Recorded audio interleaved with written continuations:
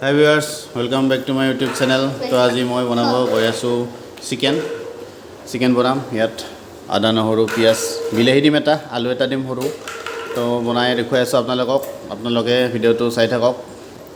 ready কৰি লওক তাৰ পিছত বনাই আছো চাই থাকক ফাৰ্স্ট টাইম আমি ইয়াত জিৰাখিনি গুৰি কৰি লম তো আৰু ইয়াত আছে কিবা কিবি মছলা লৈ আহিছো এয়া হিমন্ত মামাৰ হেৰি পেকিং কৰি দিছে মছলা পেপাৰত ইয়াত কি মছলা আছে চাই লও ইয়াত আছে এইটো কালজিৰা বুলি কয় আমি আৰ ইয়াত তো হেতু নালাগে মাংসত নিদিও মই ইয়াত আছে গৰম মছলা এইখিনি ফাৰ্স্ট টাইম কৰি গলো লং ইলাচি আৰু ডালচিনি এইখিনি ফাৰ্স্ট টাইম অলপ গৰম কৰি মই মিহি কৰি লও গুৰি কৰি লও তাৰ পিছত ৰেডি কৰি লও একেবাৰে সব বস্তু মানে জিৰাখিনি অলপ গৰম কৰি লৈছো তাৰ পিছত ইয়াত আমি মিক্সিত দি গুৰি কৰি লম ভালকে এই গিৰগিয়া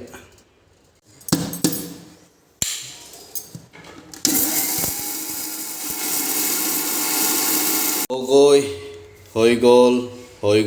तो अभी हमारा सब कुछ रेडी हो गया तो इतना बनाई दियो और ना कि कय दोस्तों केराही बहाई दिलु सब रेडी हो गल तो इतना चाइहे थाকক रेसिपिटो आमार एकदम सिम्पल चिकेन रेसिपि बिलाहीर लगत आलू निदिও आमार गरम हो गल केराही तो इतना आमी पियाज निदिও आमी इतना मिठातेल दिम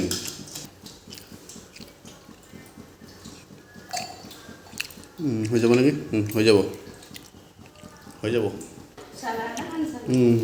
ডালাটো বেছিকৈ দিয়ালো তো এতিয়া আমি পিঁয়াজখিনি দি দিম ইয়াত পিঁয়াজটো তেলটো গৰম হৈ গৈছে এয়া পিঁয়াজ দি দিলোঁ এয়া পিঁয়াজ দি কিনে দূৰত দৌৰিব দেই আপোনালোকে পিঁয়াজখিনি যেতিয়া অলপ সিজিব তেতিয়া আমি ইয়াত দি দিম বিলাহী তো বিলাহীটো দিলে ভাল লাগে অলপ কিবা এটা টেঙা ফ্লেভাৰ এটা আহে সেইকাৰণে আমি বিলাহী দিম বিলাহীটো সৰু সৰুকৈ কাটি লৈছোঁ এনেকৈ এটা বিলাহী আছে ইয়াত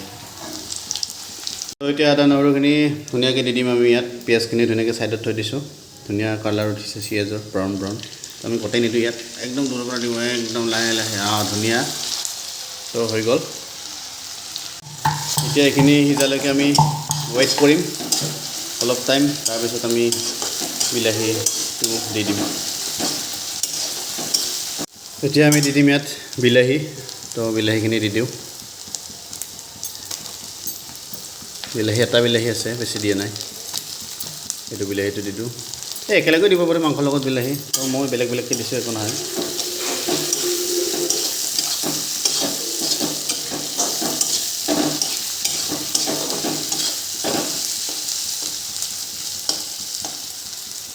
এতিয়া মাংসখিনি দি দিওঁ বেছি টাইম আৰু ৰখিব ধৈৰ্য নাই তো মাংসখিনি দি দিলোঁ এতিয়া মজা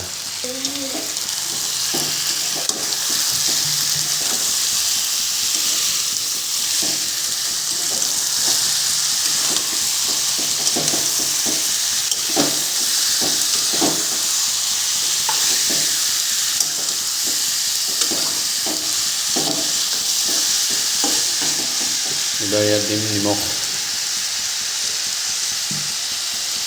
দি দিম এইখিনি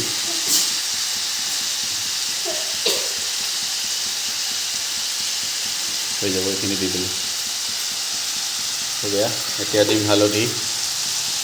এইটো হালধি হৈ যাব বেছি খোৱাটো ভাল নহয় এইবিলাক বস্তু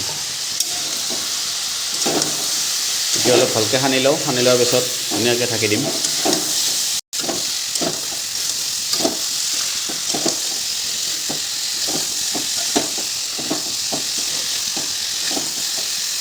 ভালকৈ মিক্স কৰি ল'লে হ'ল এতিয়া ঢাকি দিম আমি ইয়াত ঢাকি দিলোঁ কিমান টাইম থাকে চাওঁ 5-10 মিনিট যিমান টাইম থাকে যিমান টাইম বাৰু ৰাখিব এতিয়া 7-8 মিনিট হৈ গ'ল এতিয়া আমি ঢাকনিখন গুচাই চাওঁ কেনেকুৱা পৰিস্থিতিত আছে আমাৰ ভিতৰত থকা মাংসখিনি পানী ওলাইছে মাংসৰ পৰা তো পানীটো শুকোৱালৈকে আমি ইয়াত ভাজিয়ে থাকিম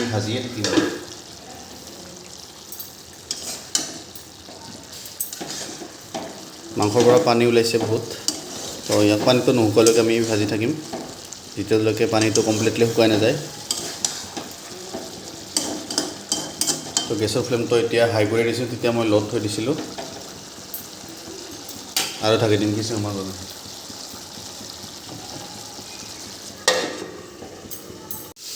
মাংসত এতিয়া চাই লওঁ মাংসটো কেনেকুৱা হৈছে তো পানীটো শুকাইছে বহুতখিনি এইফালে ছাইডত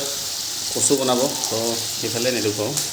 এইফালে ইয়াত এতিয়া আমাৰ মছলা পাতি দিয়া টাইম আহি গৈছে ইয়াত আছিল জিৰা অলপ তেতিয়া গুড়ি কৰাখিনি ইয়াত এইখিনি দি দিম অলপ আছিল বেছি নাই তাৰপিছত আৰু অলপ জিৰা দিব লাগিব ইয়াৰ পৰা জিৰা ইমানখিনি দিলে হৈ যাব জিৰা দি দিলোঁ তাৰপিছত আমি ইয়াত অলপ বেছি নিদিওঁ ৰেড চিলি দিম অলপ ৰেড চিলিটো এইখিনি দি দিম এইখিনি দিলে হৈ যাব মই মানে বেছি ৰেড চিলি এইবিলাক ইউজ নকৰোঁ তো এইখিনি দি দিলোঁ আৰু গৰম মছলা অলপ দি দিম ফাৰ্ষ্ট টাইম এই মছলাখিনি ভালকৈ মিক্স কৰি লওঁ তাৰপিছত মছলাটো দি দিম আৰু ছাইডত এইফালে কচু কুকাৰত ফাৰ্ষ্ট টাইম বইল কৰি লৈছোঁ কচু ইয়াত এইবাৰ আদা নহৰু জলকীয়া দিয়াৰ পিছত এই কচুখিনি ভাজি ল'ব ইয়াত এইফালে কচু আৰম্ভ হৈ গৈছে আৰু ইয়াত মাংসটো মই বনাই আছোঁ তেতিয়া দিম আমি গৰম মছলা অলপ বেছি নিদিওঁ ইয়াৰ আগত এইখিনি পিঁয়াজ দি দিওঁ এইখিনি পিঁয়াজ বাকী আছিল মানে তেতিয়া নিদিলোঁ চব গোটেইখিনি এইখিনি দি দিলোঁ এতিয়া গৰম মছলাটো দি দিওঁ ইয়াত ইলাচি দালচেনি আৰু লং মই থেতেলাই লৈছোঁ থেতেলিয়াই লৈ ইয়াত পানী দিছোঁ তো ইয়াৰ পৰা ওলাত অলপ অসুবিধা কমকৈ দিছোঁ সেইকাৰণে ইয়াত পানীৰ লগত মিক্স কৰি মই ইয়াত দি দিছোঁ গৰম মছলাখিনি তো এতিয়া মই এইখিনি ভালকৈ মিক্স কৰি ইয়াত পানী দিব টাইম হৈছে আৰু লাহেকৈ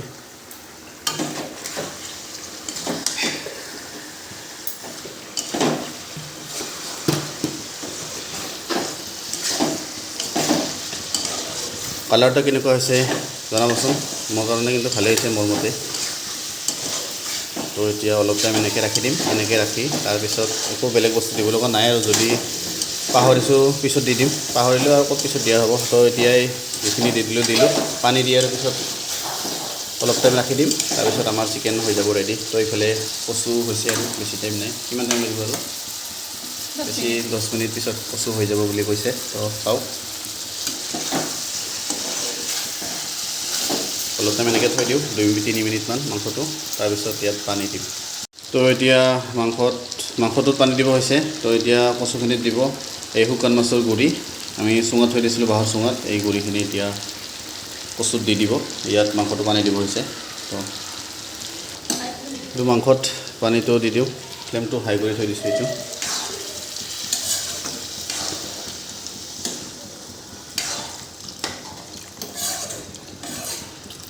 পানীটো বেছিকৈ দি দিলোঁ অলপ তাৰমানে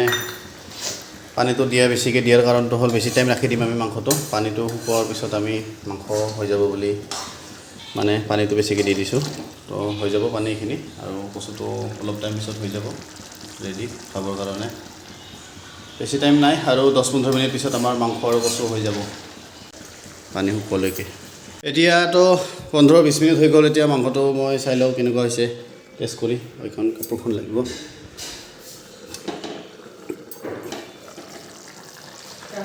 পানীটো শুকাই গৈছে তো হৈ গৈছে আমাৰ নমাব পানীখিনি ৰাখি দিম মানে অলপ গ্ৰেভি ৰস টাইপত ৰাখি দিম পানীটো ৰাখি দিম তো আমাৰ মাংস হৈ গৈছে চাই লওক কালাৰটো কেনেকুৱা হৈছে আপোনালোকে কমেণ্ট কৰি জনাব মোৰ ইমান পচন্দ হোৱা নাই কালাৰটো ফাৰ্ষ্ট টাইম অলপ ভালে লাগিছিল এতিয়া ইমান ঠিক লগা নাই তো খাই কেনেকুৱা লাগে সেইটো গম পাম পিছত তো এইফালে আৰু কচু হৈ গৈছে এয়া কচু আৰু শুকান মাছ তো এইফালে আমাৰ মাংস হৈ গ'ল তো আজি ভিডিঅ'টো এইখিনিয়ে